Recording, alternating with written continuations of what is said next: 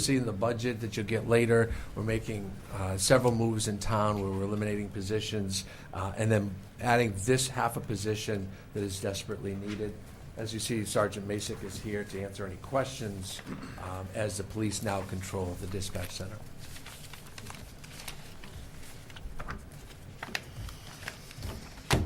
Okay. Want to start with John? You want to ask a question first? Do you have any questions or comments? Not at this time. Lisa, do you have any questions or comments? I do. Okay. Hi, Mike. Hello. So we're looking to fund a fifth full-time dispatcher. I see the hours of 9 to 11. There's high-volume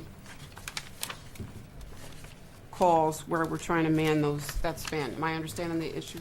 Correct. So that currently that halftime dispatcher is working from 11 a.m. to 3 p.m., supplementing the day shift Right. one. So we're looking just to take up that initial 4 hours from the 7 to 11. So have we considered hiring another part-time dispatcher so that the town doesn't have to bear the cost of a full benefit package? We do have a pool of part-time dispatchers. The problem is that they work basically the weekend hours, and currently right now that half dispatch person is filled by one of the part-timers. The issue is with those part-timers that we do currently have, most of them have a job Monday through Friday and are not available for those for that hour time frame that we're looking to cover from 7 a.m. It should be a 7 to 3 job, but right now that person in that spot would then now be an 8-hour shift. There's a collective bargaining issue with putting 2 part-timers on back-to-back versus 1 full-timer. We can't do that with union rules. That is going to be a full-time position. You can't just fill all your positions with part-timers and get away with not paying benefits to people and paying underwage. I don't think I'm suggesting all of them. I'm seeing a short window here of 9 to 11 where we're, again, money hat is on. Right, absolutely. Right? I love everyone, want everyone to be gainfully employed. But, I mean, the budget season is getting worse and worse, and I'm just looking for ways that we can try to save some money. If we can possibly man this time slot with a part-time person, we need to do that. And we cannot, with a collective bargaining agreement, they allowed us to go to a full position part-time, as long as we would move it to a full-time when the time came, or when we expanded those hours. As it is, if you added 2 or 2.5 hours onto this position, they would meet the 30-hour requirement anyway. They'd be darn close to it anyway. I didn't do the math, but they'd be getting benefits anyway. I think at 28 hours we pay benefits now. Is it 30? okay, So- it just sounds like another union issue that we say we can't do again. And Yeah.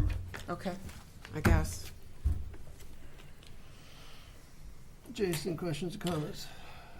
Just from my own understanding, just about how many calls do you get? Do you know this? If you don't know the information, I understand. I don't have that in front of me right now. Yeah, I was just curious, but to see. Right. So that's one of the high call volume time frames. Right. Is of course right there in the morning and then in the afternoon as well.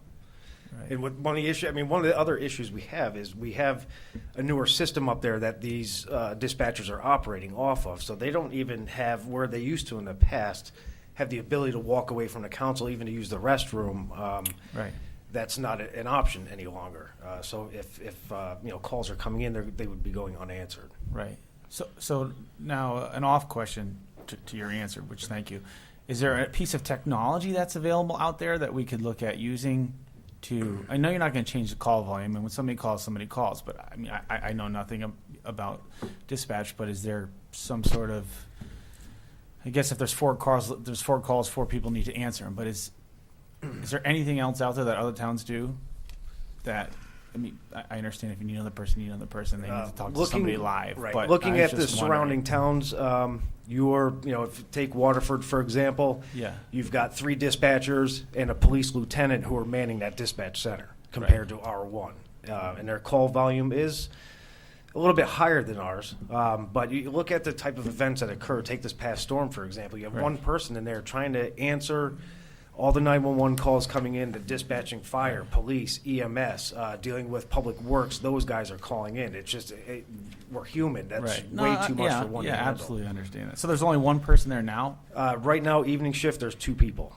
So this would supplement the day shift So there'd half position. there'd be 3 people? No, during the there'd day? be two. 2. So if we were to add this position, we'll have 2 from 7 a.m. to 3 p.m. Yep. 2 from 3 p.m. till 11 p.m. And then we Right. have 1 currently right now from 11 p.m. till 7 a.m. Okay. All right, yeah. Thank you. And, I have no questions. So, the account that you're proposing to take the funds from, Director, it's account 0125224. Whose budget is that? So I see it's not coming from contingency, which is Dick good. Morris, That would, So this is Dick Morris's budget? yes. emergency management.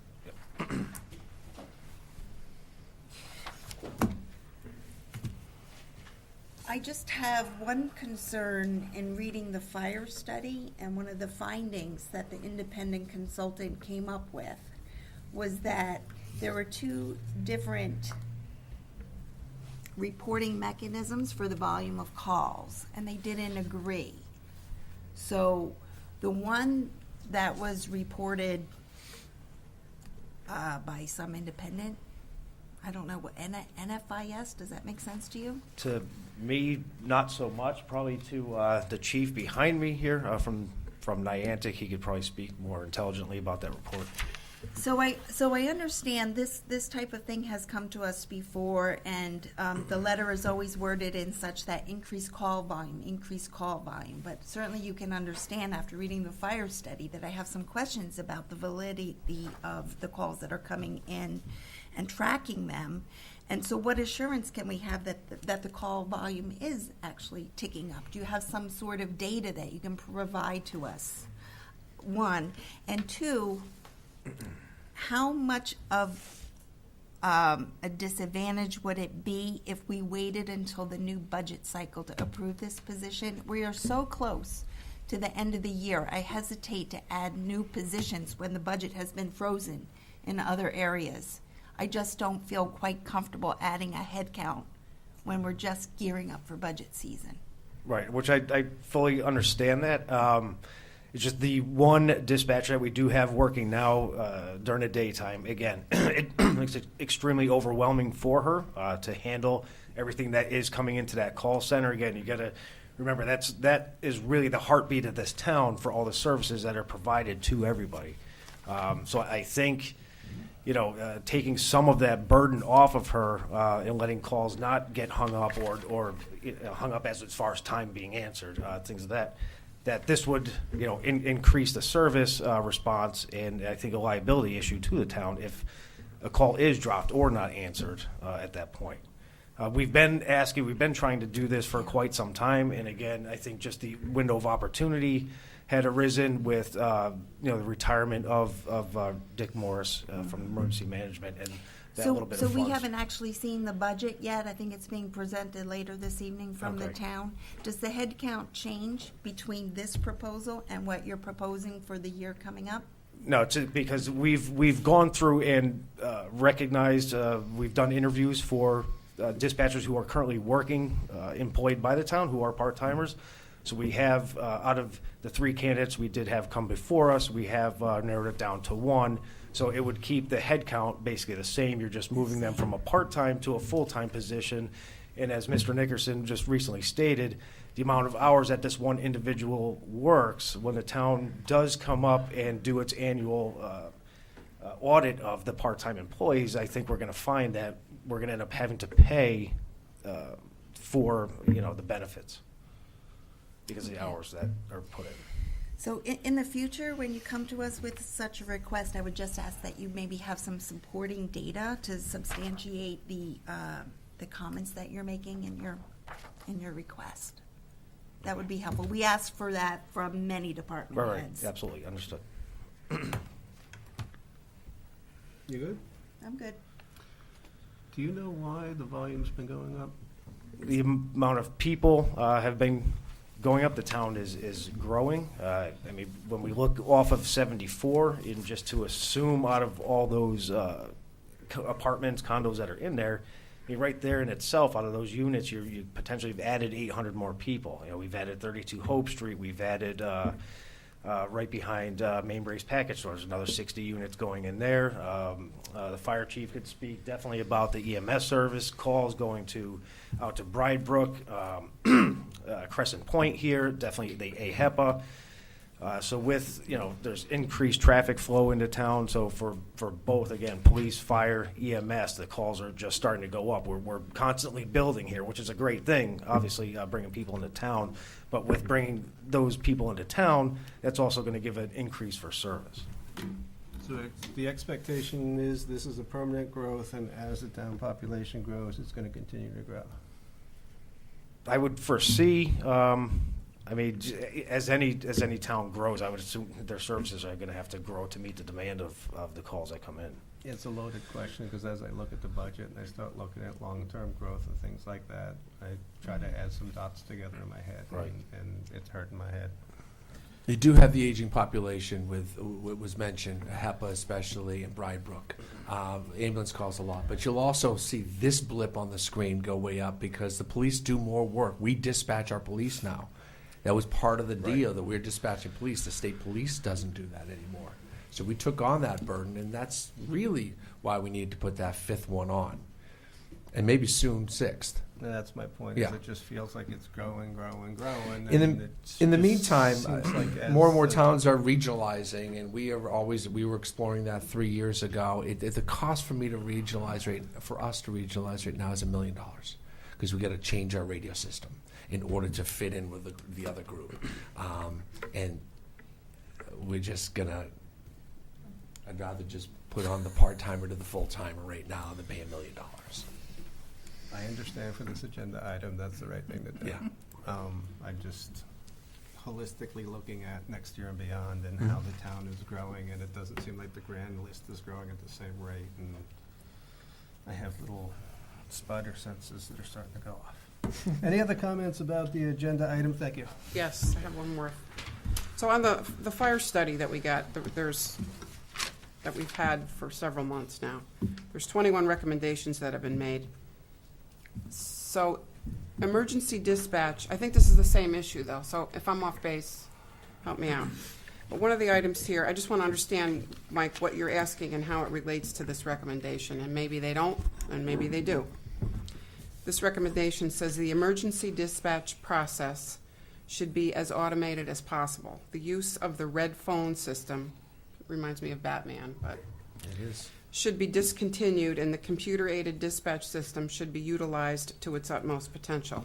Does this recommendation, first of all, has action been taken on this recommendation, number one? It is not.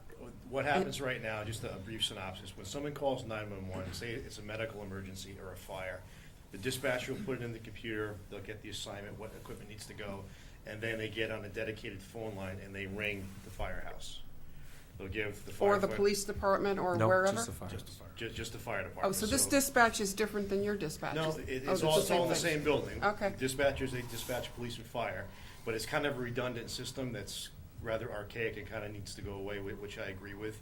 The dispatcher calls the firefighter in the firehouse, they relay the information over the phone, and then it's dispatched over the air.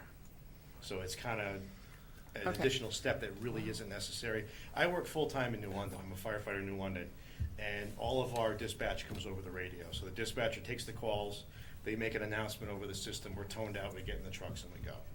And there's really no issue to it. It's just something that's always happened here, and it's just something, in my own opinion, that needs to, through time, change.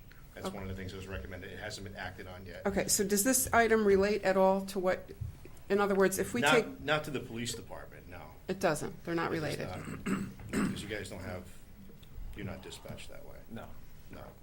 And, just So to it's kind of. different dispatching? It's, I mean, each service requires a different Dispatch. style A different of style, right. dispatching. It's, But let me just, if I call 911 and I'm getting murdered or my house is on fire, am I going to get the same person? Yes. yes. So I get the same dispatcher? You get the same. And they same farm it person. out to either the fire people or the police, right? Correct. Correct. Okay, so this item here that we're asked to take action on is not going to affect how many dispatchers we have. Is that what you're telling me? Correct. Right, so it's basically, it's taking one of our part-timers and it's just turning them into a full-timer. So to a full-time position, it's an employee that is already employed by the town of East Lyme. Okay, because I guess what I'm trying to understand is if we took action and did some computer-aided system, which is recommended here, would we be already able to have the computer optimize? system. We have the computer We have the system. CAD. Okay, We would just be getting rid of a phone line that really isn't used, okay, needs to be used All right. anymore. But to talk about call volume, you guys had some questions. As of today, the Niantic Fire Department, just our district alone, has done over 1,300 calls this year. We do a lot of medical. That's gone up quite a bit in the years because, like Mr. Nickerson said, we have an aging population. We have a lot of nursing homes. We're busy. I'm not quite sure what the police department does, but when it gets really busy, those hectic times, if there's a police officer who does a traffic stop, they're doing running backgrounds, passing on information. And when things get busy, they're human. If there's one person, they could miss a call for help, or we could be calling for something, or God forbid, they're doing a traffic stop and someone calls in with a heart attack and they're trying to do emergency medical dispatching over the phone. It's an overload and something's gonna get missed. Okay. There's a lot of work for one person to do, and they need help. They need additional staffing for that reason. thank you. Any other questions? Thanks, Chief. Hearing none, I'd like. I'm sorry. So if we vote on this and it gets approved, is there another way to streamline the process going forward, looking in the next 2 years, or we have the most efficient process? Obviously, we don't want to spend $1 million and regionalize. Is there something that's in between that we should look at? As For- far as for- equipment goes, to streamline the way calls come in, or I guess. I the way it's don't see the dispatched? problems. I don't know enough about it to speak. So I'm just asking general questions, and they could be way off in left field, and if that's the case, that's fine too. I'm just trying to, I guess when the call comes in at 12, another one comes at 12:01, the person's on the phone, so you can't really do anything. But how much time would changing the phone system to the fire department save for a dispatcher? Because they get the phone call, then they have to pick up a phone and call? Right, it's, like you said, it's kind of like the bat phone that's going to Right. either department. Because they require different equipment. When you're dispatching an officer to a call, you're going out right over the air stating, like I said, I'm being murdered at 123 Main Street. Right. So every available officer is going to go because they're already in that equipment. The fire department needs to determine what type of equipment, what type of call, what's the emergency. So are they taking an ambulance? Are they also taking a tanker truck with them, or a ladder truck, or Right. whatever it may be? So that requires a little more information, and Right. that's why that goes over the phone. To speak intelligently about the equipment that really, as far as the police department is concerned, over dispatch center, we've only taken over personnel and budget. So the Right. equipment really falls under still was Dick Morris, which is now Chris Taylor. So as far as upgrading, updating, of course, there's an expense to all that, like everything. Right. He would be the one to really direct those questions at, as far as Right. upgrading the equipment, where again, we're just the personnel and the budget Right. for the personnel in there.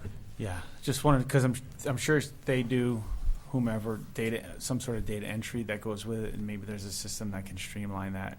I mean, does everything just get recorded and they don't have to enter anything after they answer the No, phone? It's all entering. Everything's CAD entered. said the CAD system. Their fingers are on the keyboard. Right, As 8 the hours. right. 8 hours a right, shift. right. As that phone is up to their neck, they're typing in, they're creating that call and typing in as much information as possible that Right. they're then dispatching out to, again, either the fire departments or to the police. All right.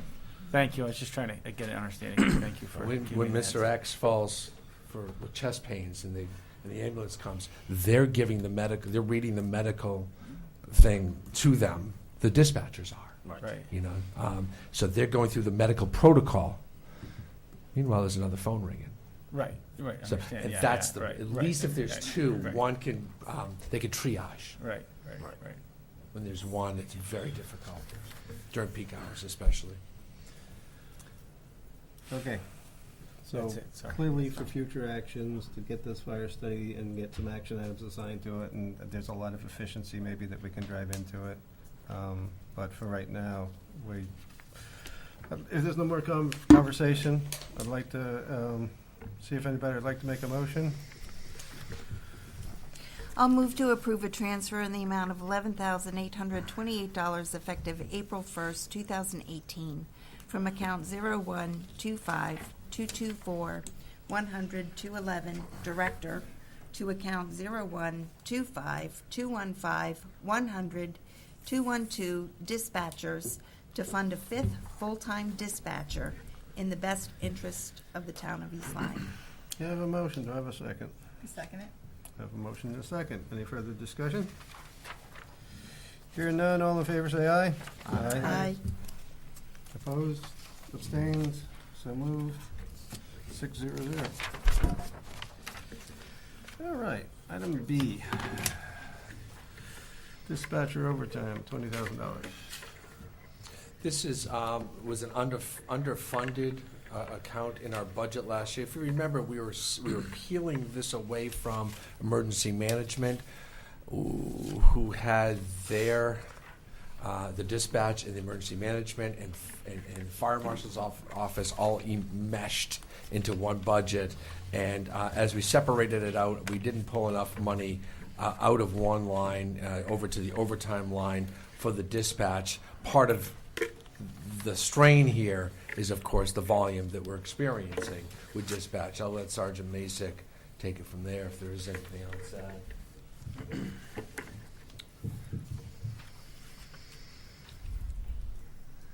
So what occurred last year was when we initially took over, again, just the personnel and the budget itself. This is literally within a couple-day time frame.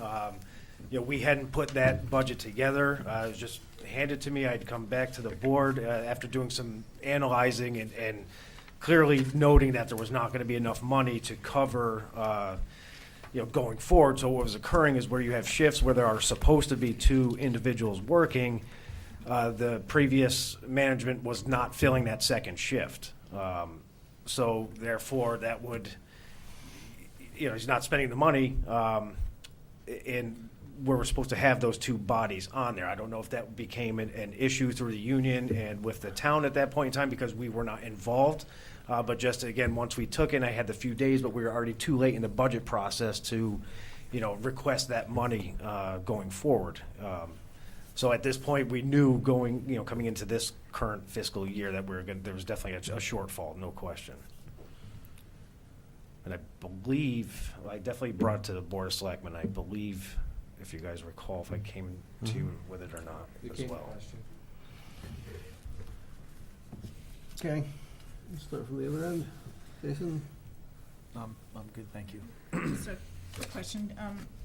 How did you calculate the $20,000 need? Did you use I have some figures, it's on page 19 of our expenditure analysis, but it looks as though we've spent $40,000 plus to date. So are you using that as your reference point, I guess? What we did was basically went back and did an analysis of what the monthly expenditures have been on the overtime. And currently, as of I ran this today before coming to the meeting, looking in line, that should bring us current. I mean, we've got 2 weeks, pay weeks left here, and then there's 3 months following. So analyzing basically these previous months, there was a couple spikes where we did have some individuals out, and those full-timers were working a lot of those part-time weekend shifts. And that's kind of one of the issues that we do run into is even though we do have a pool of part-timers to pull from, that because the Monday through Friday, those 3 shifts, days, eves, midnights, are run by the full-time dispatchers. Our weekend shifts are run by our part-time pool that we pull from.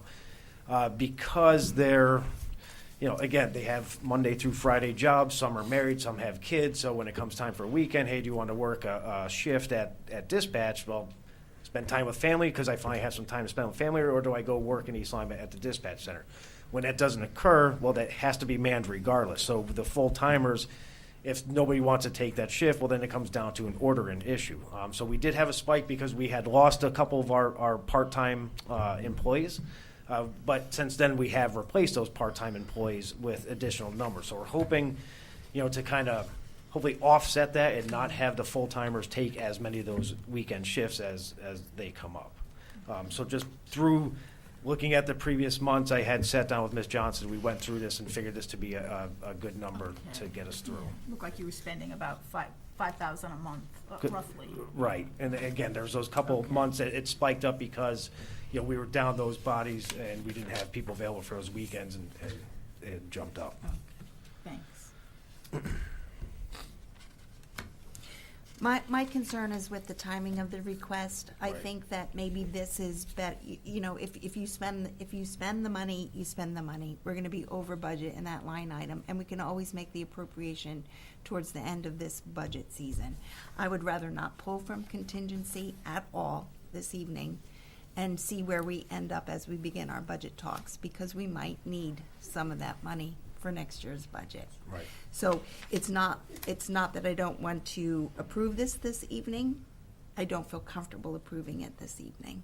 So I wish that this would come back on the agenda maybe 2 months from now. Yes, Anna? So, as we get closer to the end of the year, what's gonna start happening if there's too large of a negative, it's not gonna allow us to post payroll. And if we don't post 1 week's payroll, our system won't allow us to do the next week's payroll. Because the longer we get into the fiscal year, all the other salary accounts are gonna drain down. And so we found we get into pinches like that. So if something like, with this being such a large number, it could cause us, operating issues. We won't be able to process our Well, that would be bad. Pardon? That would be bad. Yes, it would. Not to make payroll. Yes. As somebody who's in charge of that herself for somebody else. What is the total amount that we're So- requesting from contingency So this evening? this is actually coming from the payroll contingency. And we have $10,155 left in that account. And this is basically going to bring that account just about down to zero. Okay, thank you Not for the regular contingency. Yeah, all right, thank you for clarifying that. So the other requests that we have this evening, there's 2 more, which, is that from the regular contingency budget? I think it's really out this other one. I think it's from the utilities, fuel, oil, that one, the 200 account, 200-500. Okay. Okay. If this is coming from the payroll contingency, and there's enough to satisfy this, and there will be no more requests, there can't be, to pull from that account for the rest of the year, I'm okay with it. Thank you for the clarification. Nope, I have no comment. John? Okay, in the director's account, you're taking 10,000 from the director's account? Is there more than that in the director's account? So if it's 3 months at $5,000 a month, can we do 15,000 from the director's account and nothing from the contingency account?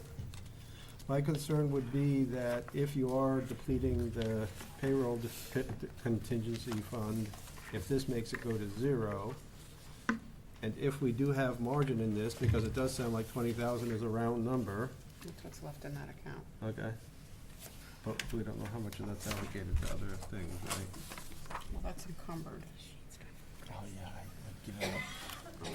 So if you've got other, you're better at this than I am, and I don't mean to insult you by asking you why you're doing what you're doing, but it just, to me, it feels like $20,000 is a round number, right? There's margin in there. It sounds like the math is in the order of $5,000 a month for 3 months, but that's because there was a couple of spikes because people quit and things like that. If we can get this in for 15,000 for the rest of the year, and if we can take all that from the director's budget, then the contingency budget could be used for the other challenges that you think you're gonna face for payroll. Yeah, the amount that's encumbered, that has to do with the budget freeze. So in any of the salary accounts, you see encumbrances, those Ensures relate you to the get budget paid. freeze. If we didn't encumber the funds, then the departments, even though they said, okay, yes, we'll agree, we'll freeze various amounts, if the funds aren't encumbered, they're gonna end up spending them. So the best way to make sure that those funds remain frozen was to encumber them. So that's why you see encumbrances in various salary accounts. You know what, this analysis, I worked through it, went over it with Sergeant Masick in several ways. To be honest with you, the 20,000 is on on the low side, because the 20,000 is actually needed for March through June, so that's actually 4 months. I know it seems like 3 because we're in March now, but the reports that you're looking at are through the end of February, so we really have four full months. So you think you're gonna be challenged to meet 20? I it's think gonna be saying, close. the 20 is, gonna be cutting it close. Okay. Let's go for the 20 and find a way to make it work. Okay. So 20,000 is an aggressive number, not a conservative. We're in a negative as we speak, so that's really to help, bring it up to 0, and then there's just gonna be that little overage that we're hoping will get us through, those next couple months here. And this is including the part-timer going full-time. Okay, I don't have any other questions. After April 1st. But that's included in the overtime, right? So that's gonna decrease the overtime because you're gonna have more full-time. We hope so. That's all built into the math. Right. Okay. Thank you. If I don't have any other questions, if I don't hear any other questions, I'm willing to hear a motion. Thank you. Move to approve a transfer in the amount of $20,000 to account 01-25-215-100-214, dispatchers overtime as follows. $10,000 from account 01-01-120-100-500, contingency, and effective April 1st, 2018. $10,000 from account 01-25-224-100-211, director. I have a motion. Do I hear a second? Second. Motion and second. Any further conversation on the motion before us?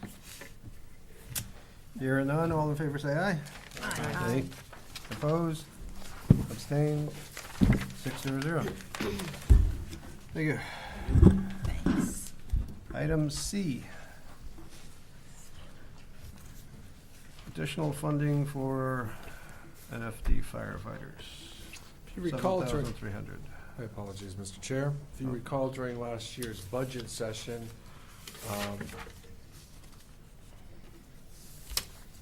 very, very clearly, we had an issue and a discussion about the Niantic fire departments being under budgeted by contract. If you add up the number of hours and the amount per hour and the number of hours per week and the number of hours, it comes out to one figure, and we underfunded them because there's this discussion about the upcoming fire study or other things had come up. We knew at the time, well, let's just give them less, and we'll have them ask for money out of contingency later. That was how it went.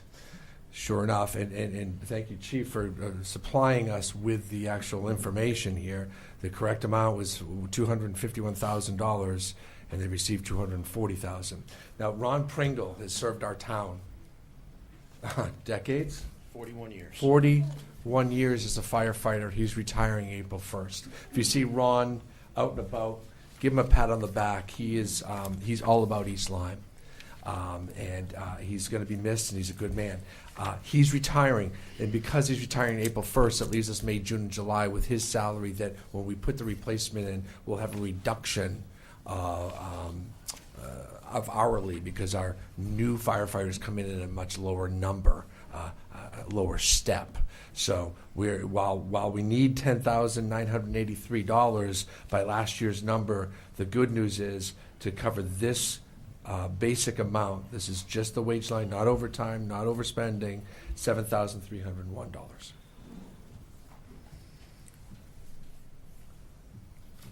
Anything to add? That's good. That's it. Questions or comments from the board?